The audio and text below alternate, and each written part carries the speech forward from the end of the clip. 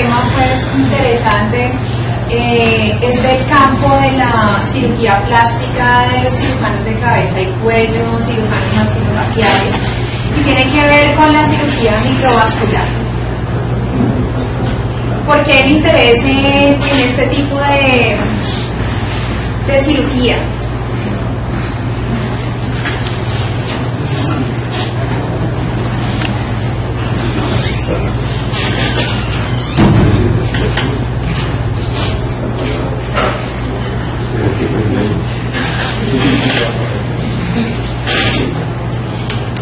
Primero que todo son cirugías mayores, a pesar de que vemos que hablamos de cirugía microvascular, que sabemos que son colgajos, que son de pronto defectos pequeños, en algunos casos son defectos muy grandes, pero lo que conlleva en sí esta cirugía la hace una cirugía mayor, y es todo el cuidado perioperatorio, no solamente en el intra, sino en el postoperatorio, para que sea viable esta cirugía.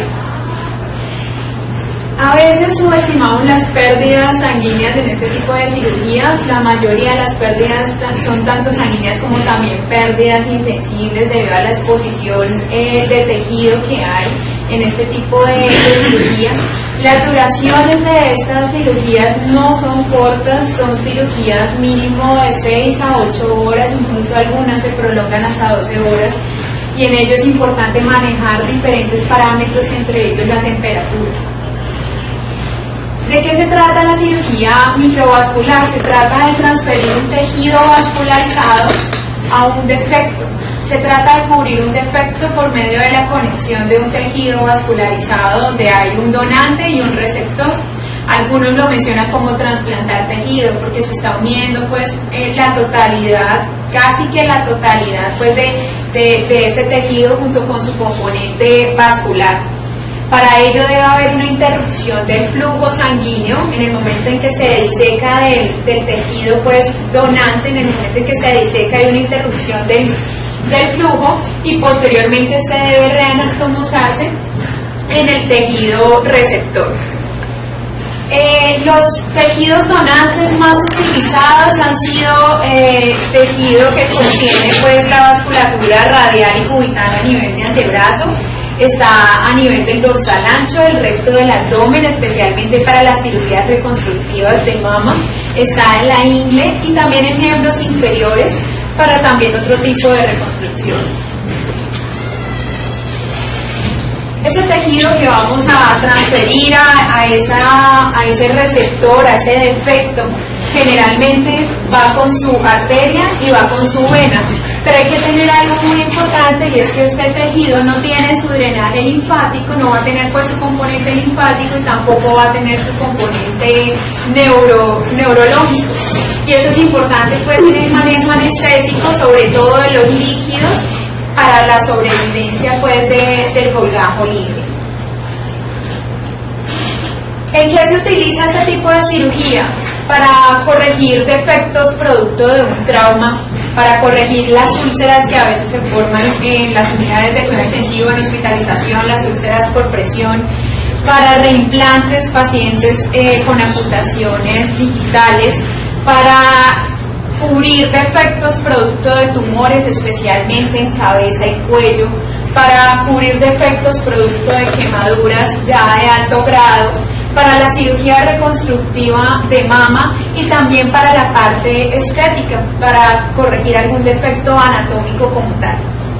Entonces vemos que aquí entran pues diferentes especialidades en juego para el manejo de este tipo de defectos, incluso en una sola cirugía, por ejemplo, para cirugía de cabeza y cuello, un defecto pues de un CA vasocelular, un melanoma, entra otorrino y entra cirugía plástica.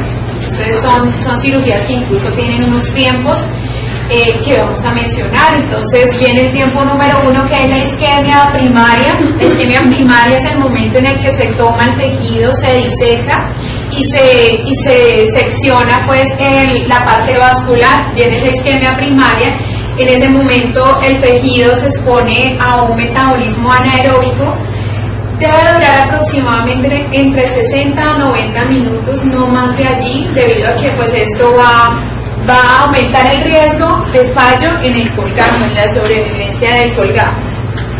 Posteriormente viene la parte de la reanastomosis arteriovenosa, y en esa reanastomosis arteriovenosa viene un segundo fenómeno también, que es una injuria para el tejido, que es la repercusión con todos los cambios que se conlleva, que son pues la liberación de radicales libres, de citoquinas que producen pues vasodilatación, una respuesta inflamatoria sistémica, que también debemos manejar en ese tipo de cirugía.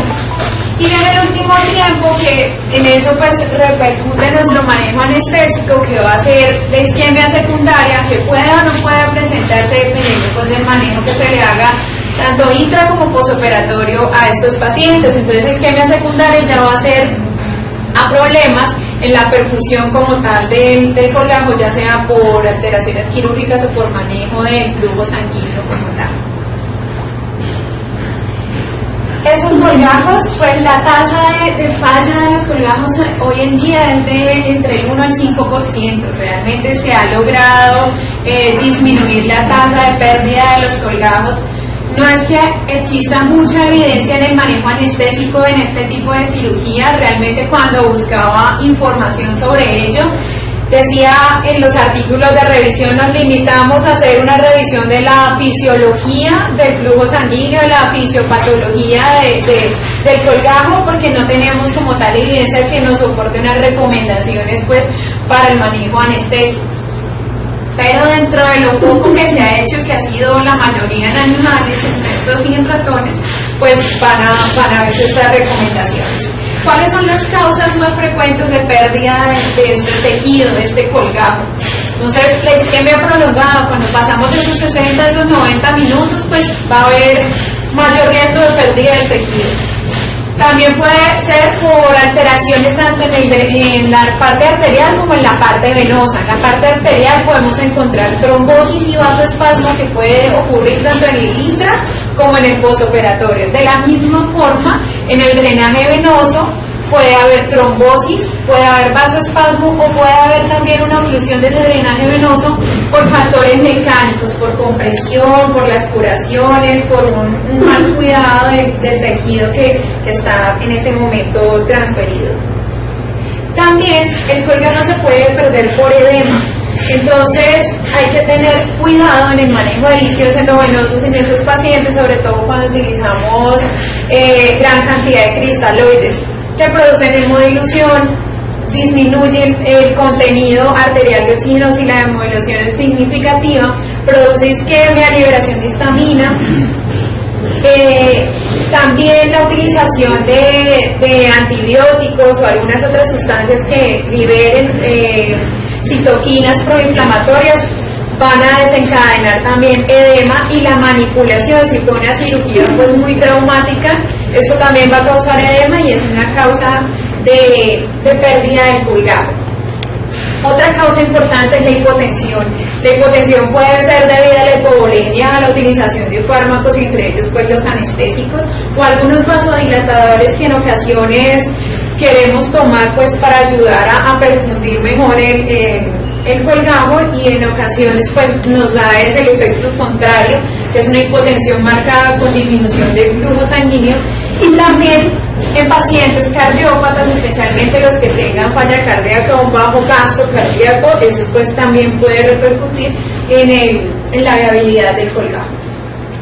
La vasoconstricción generalizada es otra causa de pérdida del colgajo, y ello pues es secundario a una hipovolemia, que secundario a la hipovolemia se puede hacer un mecanismo que es la vasoconstricción, la hipotermia, que también genera vasoconstricción, el dolor, la alcalosis respiratoria. Entonces, como podemos ver, hay múltiples factores que, si vemos aquí, no solamente son de la parte quirúrgica, sino son también de la parte anestésica, que los podemos manipular en el intraoperatorio, y tenemos 6 horas u 8 horas para manejarlos todo el tiempo y para irlos monitorizando.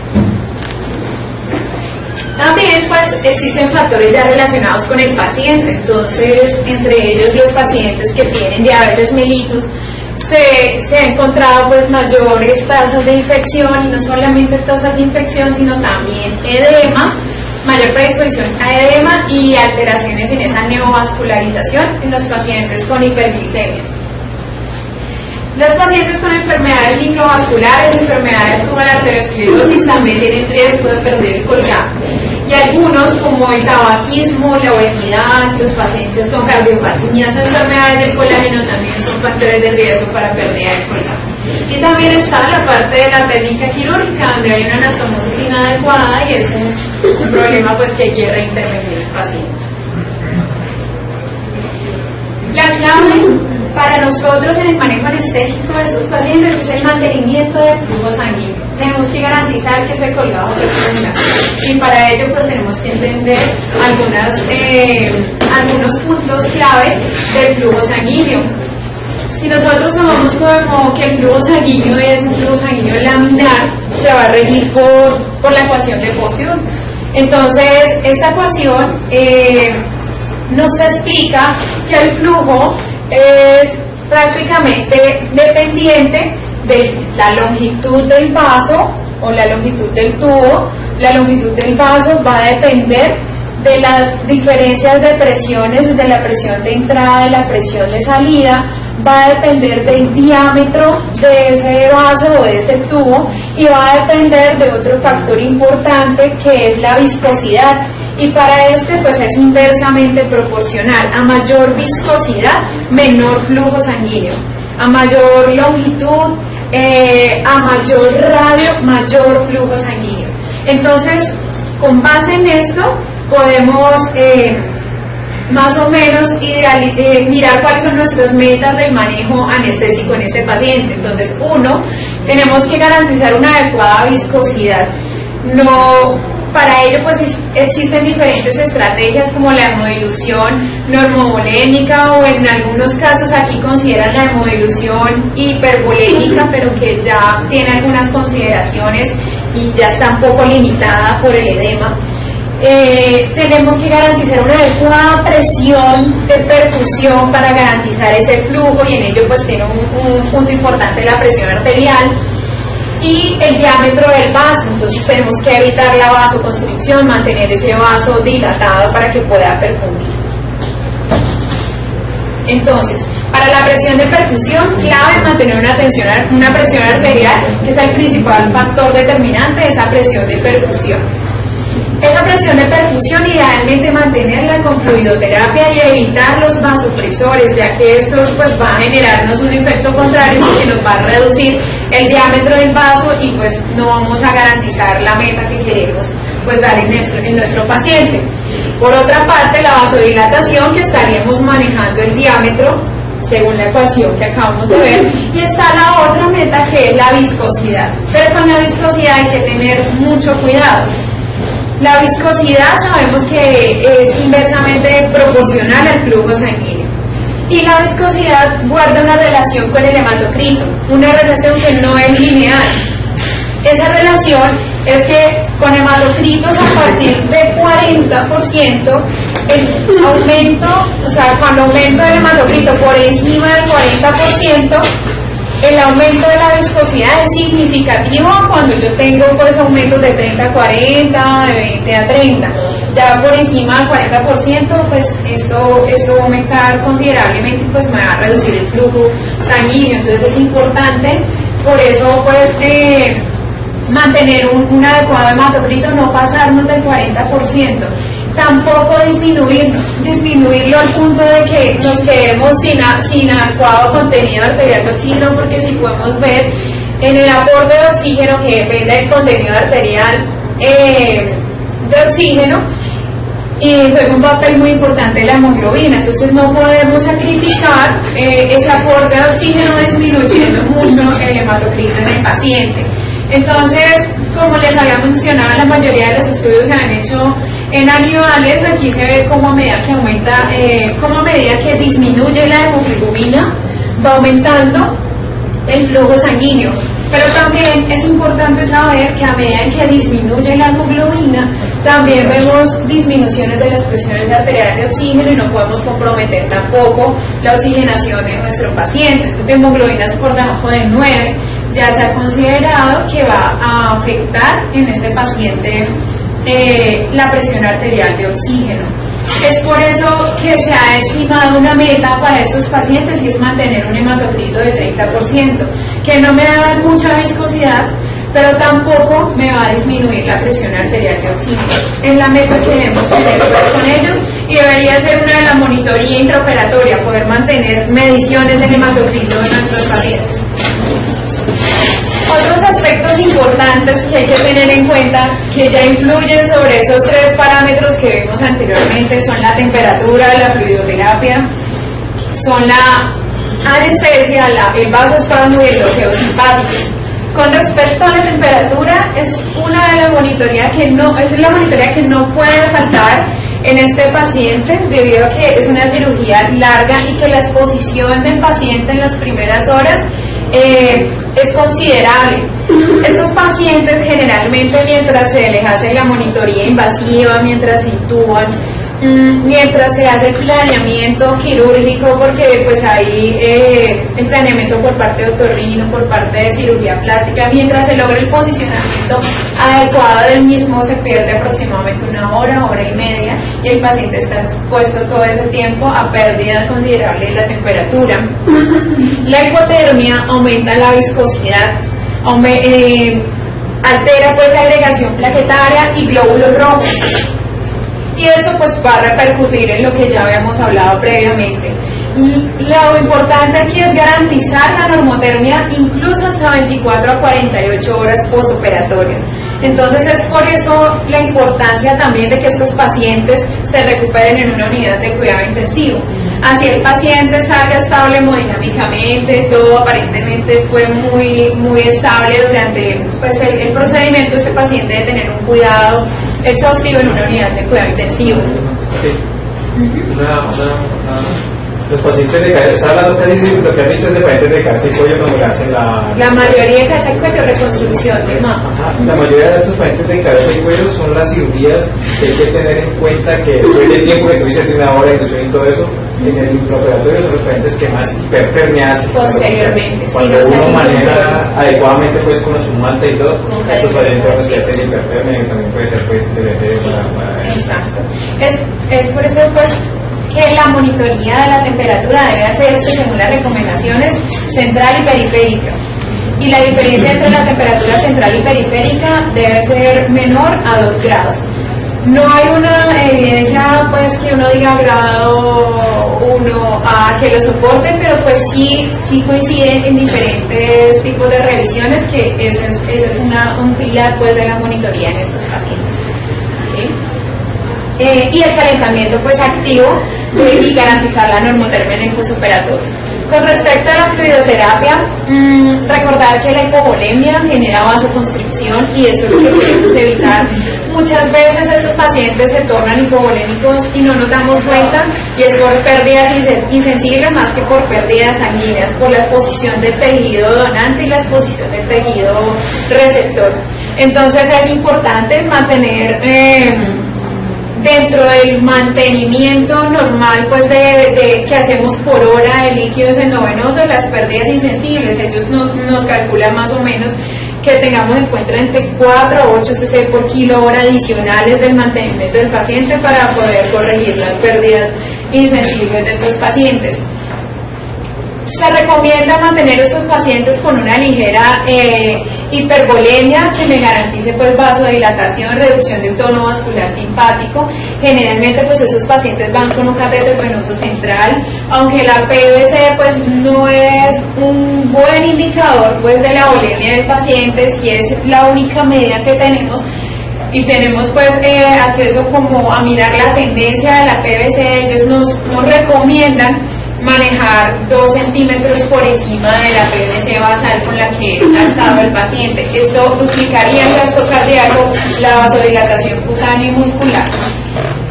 Ellos hablan dentro de las revisiones diferentes tipos de manejo de líquidos endovenosos. Tenemos pues cristaloides, coloides, tenemos las soluciones hipertónicas, tenemos los hemoderivados.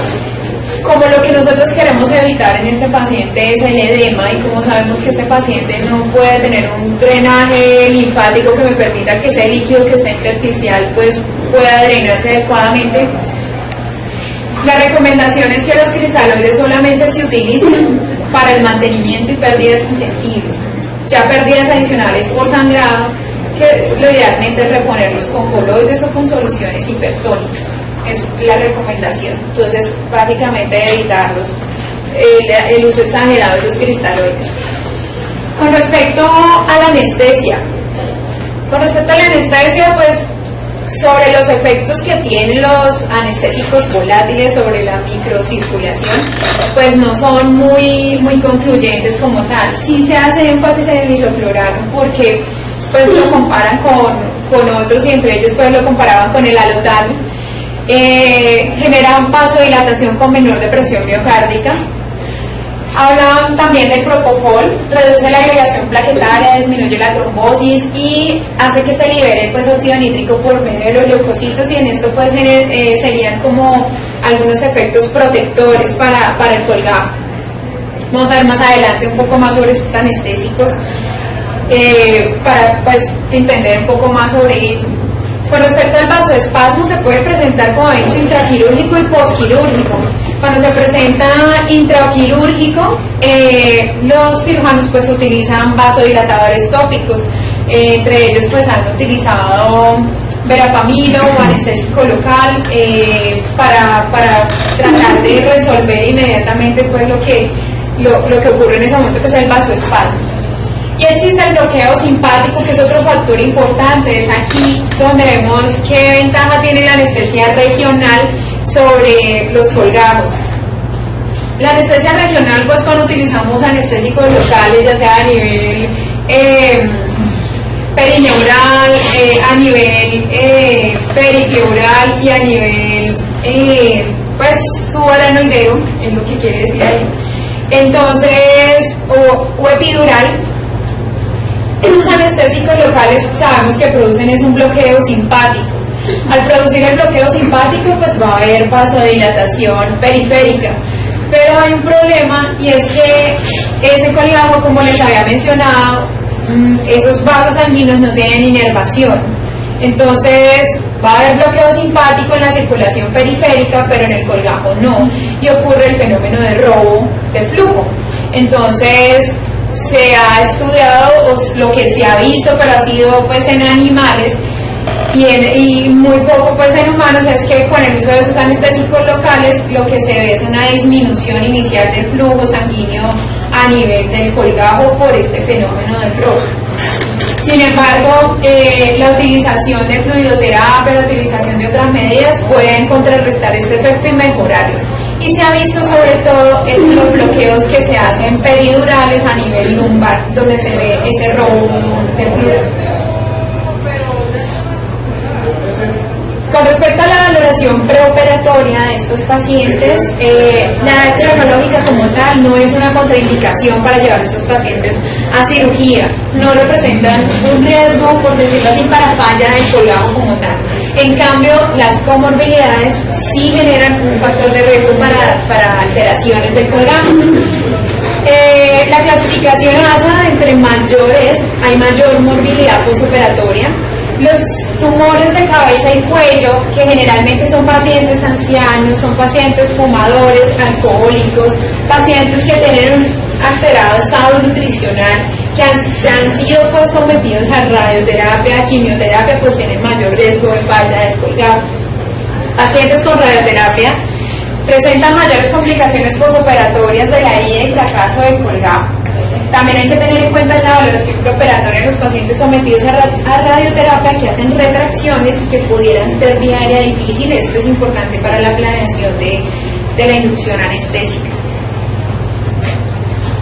Con respecto a los factores de riesgo o la evaluación preoperatoria del paciente que es fumador, pues realmente no hay evidencia de que el que sea fumador va a tener fracaso de colgajo o que va a tener trombosis del colgajo, pero sí se ha visto en los colgajos pediculados del recto del abdomen para la reconstrucción de mama.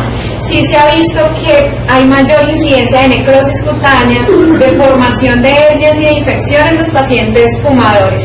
Incluso los pacientes fumadores se han considerado que son una contraindicación para el colgajo pedicular del recto del abdomen para reconstrucción de mama. Cuando es en otro tipo de cirugía, como cabeza y cuello, se debe suspender entre 3 a 4 semanas antes de la cirugía de cabeza y cuello, pues el tabaquismo. Con respecto a la hiperglicemia tampoco es una contraindicación, pero sí se ha visto relacionada con fracaso del colgajo y trombosis. Lo que se ha visto es una asociación con extravasación vascular, y esto genera edema, aumento de la presión extravascular, y ese aumento de la presión extravascular genera un efecto negativo sobre el diámetro del vaso, disminuyendo su flujo sanguíneo.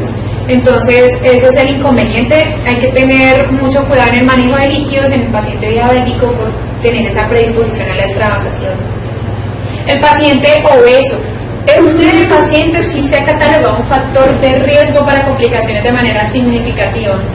Con un estudio retrospectivo de 10 años, sobre todo en colgajos de recto de abdomen para reconstrucción de mama, se han visto un aumento significativo de pérdida de colgajo con necrosis y hernia en pacientes con índices de masa corporales mayores de 30. Entonces, esto es como importante en la valoración preoperatoria de los pacientes. Bien. Sí. Ese dato es muy importante para las cirugías. Sí. El paciente fumador, los que van, sí, infecciones y hernias es como lo que más se ven en estos pacientes. Con respecto al preoperatorio, estos pacientes deben ir con una reserva de hemoderivados, hemoclasificados. Como mínimo tenemos que tener un hemograma, los tiempos de coagulación, electrolitos, pruebas de función renal, glicemia, rayos excretoras, un electrocardiograma, pues teniendo en cuenta que la mayoría de estos pacientes, pues cuando son con tumores, son adultos mayores. Y pues ya el resto de exámenes como espirometría, ecocardiograma, dependen del tipo de patología adicional que tenga el paciente. Vuelven y recalcamos pues la temperatura. Estos pacientes se recomienda desde el momento en que entra al quirófano calentamiento activo antes de empezar la inducción anestésica para evitar el aumento de la viscosidad y la vasoconstricción. Tener en cuenta que son tiempos prolongados, hay gran pérdida de fluidos y sangre. Se recomienda tener el quirófano entre 22 a 24 grados de temperatura, aunque aún pues como la mayoría de estas recomendaciones pues faltan estudios en humanos para definir realmente una recomendación como tal. Son cirugías de larga duración. ¿Por qué la recomendación de temperatura de 24 grados en general? ¿Por qué la recomendación general para la cirugía es que los quirófanos estén entre 18 y 22 o 24 grados de temperatura? ¿Cuál es la razón? Deberías evitar la proliferación bacteriana, pues, y la proliferación para las infecciones. La temperatura en la cual se produce sudoración del paciente. Exactamente eso. Tú cuando haces asepsia de piel, limpia la superficie, pero nunca puedes limpiar el canalículo en la glándula sudorípara ni en la sebácea ni el pelo, hacia adentro. Si el paciente suda, las bacterias que están en el fondo salen a tener efecto de infección. A la dirección de las infecciones. Entonces sí, esto sería pues entonces como la recomendación general pues que se tiene, que son 22 a 24 grados. Es importante en estos pacientes garantizar una adecuada posición, ya que la cirugía es prolongada, para evitar pues las neuropatías, tener pues todos los rollos, todo lo que se utilice para evitar también pues la compresión de estas estructuras. Un adecuado acceso venoso y mirar muy bien en qué posición van a ir ubicados esos accesos venosos, dependiendo, porque dentro de la cirugía pueden haber cambios de posición y esto puede generar pues accidentes en el momento del acceso vascular. La monitoría en estos pacientes invasiva, catéter venoso central y línea arterial, especialmente pues para la monitoría de la presión arterial y para la toma de muestras seriadas. Una sonda vesical, a estos pacientes se les debe garantizar un adecuado gasto urinario y pues es una cirugía prolongada. El monitor de la temperatura central y periférica, y dentro de la monitoría pues los gases arteriales que nos permiten ir evaluando y entre ellos pues debería estar la hemoglobina del hematocrito para ir evaluando pues todos los parámetros que vimos anteriormente. No encontré dentro de la monitoría pues el uso del vigileo u otro tipo pues de monitores que nos permitan evaluar, como hay alto recambio pues de líquidos y eso. Sin embargo, pues en algunas instituciones como en Imbanaco y en Fundación, donde pues realizan mucho este tipo de cirugías, dentro de la monitoría está el vigileo pues para mirar pues todos los cambios en delta, la variabilidad. Estás hablando de cambios arteriales y el monitoreo permanente de la hemoglobina implica que tienes una línea. Exacto. Si tú tienes una línea arterial y tienes un monitor, pones la velocidad de 6.25 y puedo congelar viendo la variabilidad de la curva y no necesitas un vigileo. Lo puedo hacer sí de Y el manera... nivel de viabilidad de esa variabilidad es perfectamente correlacionable con el vigileo. Sí, en caso pues de que no lo tengamos, sí, es una forma de poderlo medir. Con respecto a los anestésicos, pues la inducción depende de la vía aérea del paciente, si es vía aérea difícil, algunos de ellos entran con traqueostomía ya, algunos vienen y simplemente es una secuencia de inducción lenta, sin complicaciones. Anestesia balanceada es recomendable, la relajación neuromuscular con no despolarizantes. Los efectos de los anestésicos volátiles en el flujo sanguíneo de los colgajos no es muy bien conocido. Se ha comparado sevoflurane versus propofol. El sevoflurane reduce la extravasación de plasma y el edema, es lo que se ha visto, y tiene un efecto protector en ese síndrome de reperfusión. Dentro de la ventilación mecánica de estos pacientes se debe garantizar la normocapnia. Y si se puede, ellos recomendaban un poco más de la normocapnia, tendencia a la hipercapnia, ya que esto estimula el sistema simpático, aumenta el gasto cardíaco, la frecuencia cardíaca, la presión arterial, con reducción de la resistencia vascular periférica, garantizando una mejor perfusión del colgajo. Incluso eso es algo, es una de los traté de buscar en colgados si había ya evidencia como tal, no encontré. Pero en Fundación sí se está haciendo la mayoría de los colgados con hipercapnia permisiva. Entonces hacen cada 2 horas unos gases arteriales para garantizar unos valores de CO2 entre 50 y 55. Y se está midiendo pues en el momento en que se hace la reperfusión, los segundos de reperfusión, y están en ese momento comparando con los pacientes en los cuales se utiliza normocapnia para ver si hay diferencias como en la velocidad de perfusión del colgajo. Pues bajo este concepto de que puede aumentar la oxigenación. Perdón, el paciente que da hipertenso no se está haciendo... no se está valorando la parte neurológica. No se está evaluando la parte neurológica. Sí se está evaluando que se garantice, pues por medio de los gases arteriales, la base de exceso, una adecuada perfusión del paciente, sin comprometer las presiones arteriales medias del paciente. Y lo que se está viendo es por gasimetría cada 2 horas básicamente, y mirando el tiempo de perfusión de colgajo, pero sí habrá que mirar en los pacientes de riesgo qué implicaciones puede tener esa hipercapnia.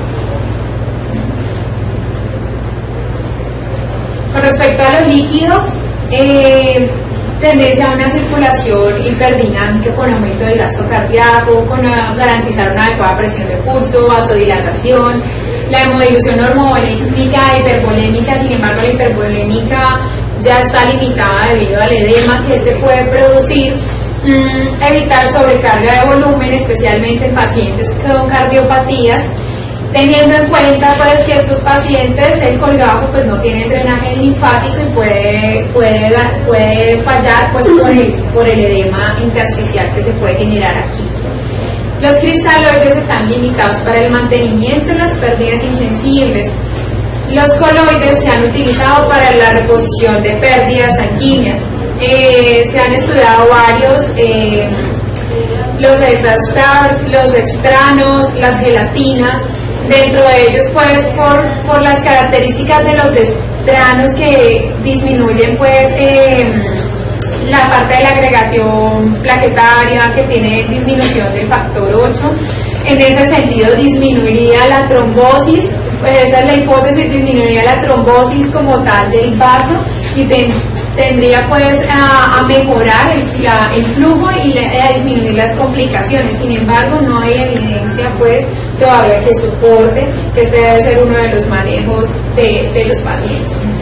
Como no hay suficiente evidencia, en diferentes instituciones se manejan protocolos diferentes. Entonces, en Fundación es cristaloides. Y en Banaco lo que pude ver es que tratan de garantizar es más el volumen intravascular. Entonces, sí se limitan con los cristaloides y utilizan soluciones hipertónicas, utilizan albúmina, utilizan coloides, tratando de que no se genere un edema, de evitar el edema intersticial del colgado y garantizar una adecuada perfusión del paciente, una adecuada volemia.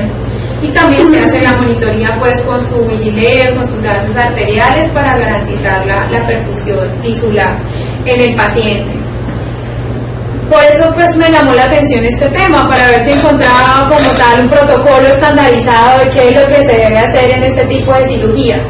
Y sí mencionan las soluciones hipertónicas como utilidad pues para el manejo de líquidos en estos pacientes.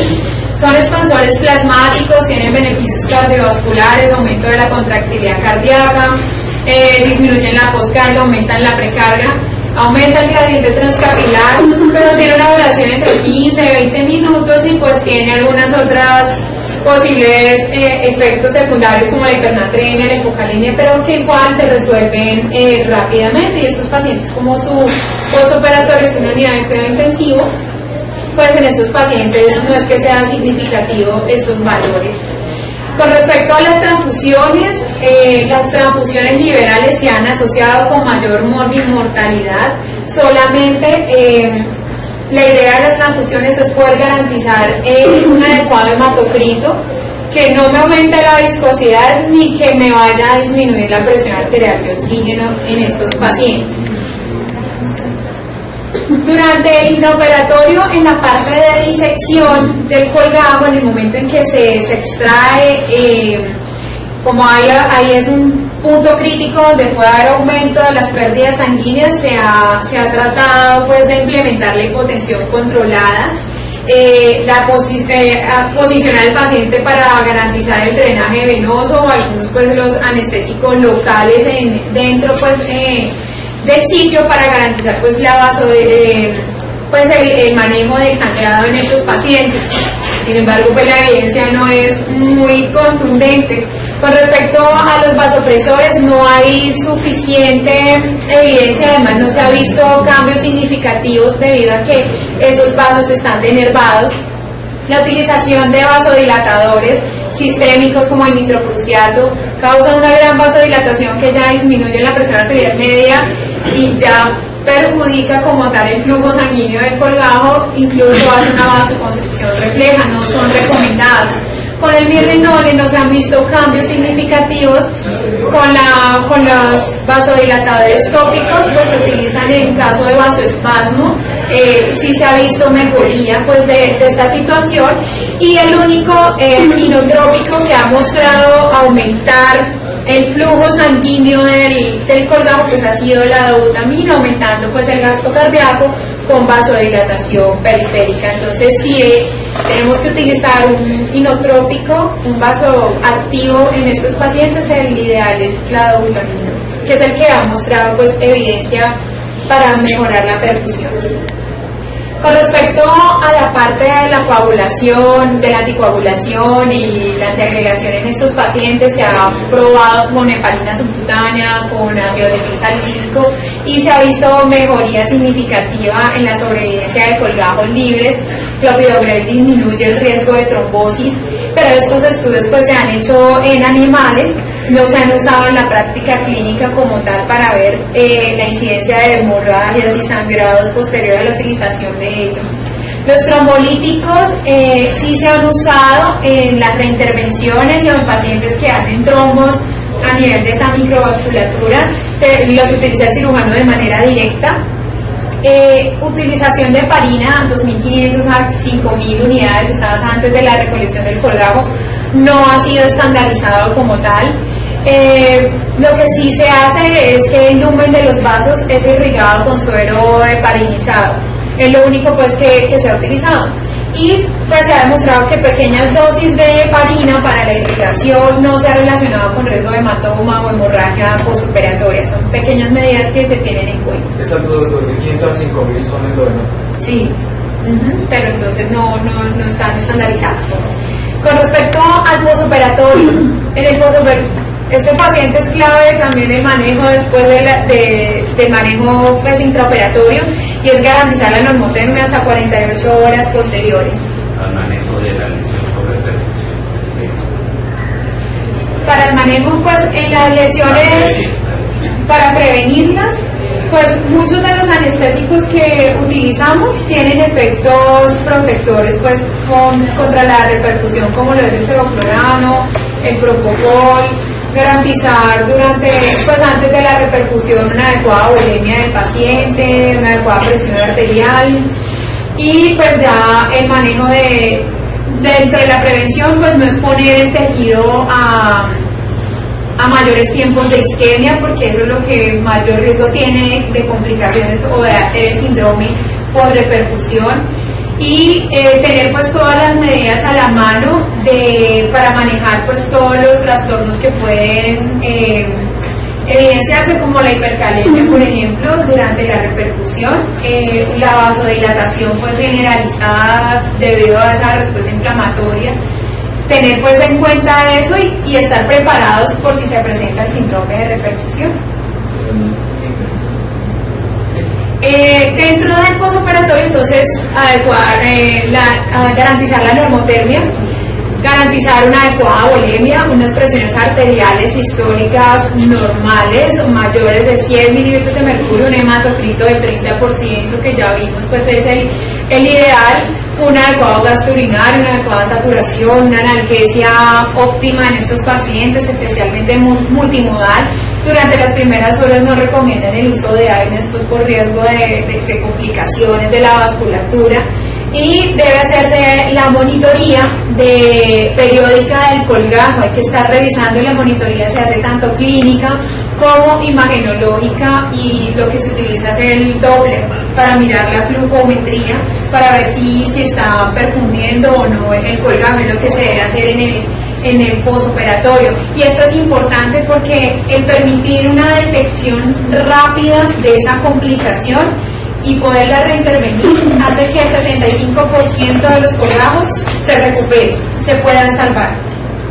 Muchos de esos pacientes, como se ha hecho la intervención en cabeza y cuello, y como es un tiempo prolongado, salen pues con edema facial, edema laríngeo, y pues no podrán extubarse en ese momento. Esos son los que van a salir con intubación. La tasa de fracaso es del 4% y la tasa de reexploración es del 10%. En este estudio retrospectivo de 1.142 colgajos se reexploraron el 9.9%. 82% de ellos fueron por compromiso circulatorio en las primeras 24 horas. Es por eso importante la UCI por lo menos las primeras 24 horas.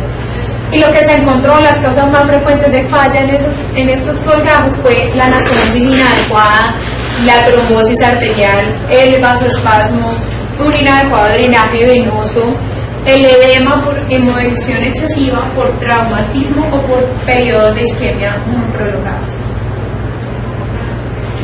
Monitorización clínica del colgajo, pues lo que se visualiza es la coloración, la temperatura, el retorno capilar, pero pues debe hacerse, no está pues por encima de la valoración objetiva con el Doppler, que debe hacerse pues con Doppler láser con flujometría, que es el menos invasivo que hasta el momento es el ideal para vigilar y para monitorizar el colgajo.